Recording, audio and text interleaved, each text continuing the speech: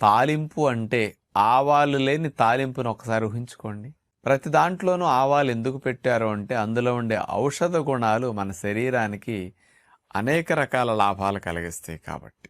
అలాంటి ఆవాల్ని కాస్త గానుగాడించి కూడా ఆయిల్ తీస్తే ఆవ నూనె మనకు లభిస్తూ ఉంటుంది.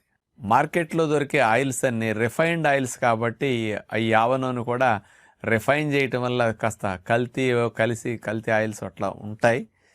కానీ అలాంటి ఆయిల్ వల్ల మీకు మెడిసినల్ ప్రాపర్టీస్ పోతాయి. వంటకు ఆయిల్ వాడొద్దని మనం చెప్తుంటాం. కానీ మీరు ఒరిజినల్ ఆవ నూనె తయారు చేసుకుని కనుక పెట్టుకుంటే మీకు చాలా చాలా లాభాలు కలిగిస్తుంది. ఇప్పుడు సమ్మర్లో ఆవాలు కాస్త చవకగా దొరుకుతాయండి. ఎందుకంటే అందరూ నీళ్లు లేనప్పుడు రెండో పంట కింద ఆవాలు పొలాల్లో చల్లుతుంటారు.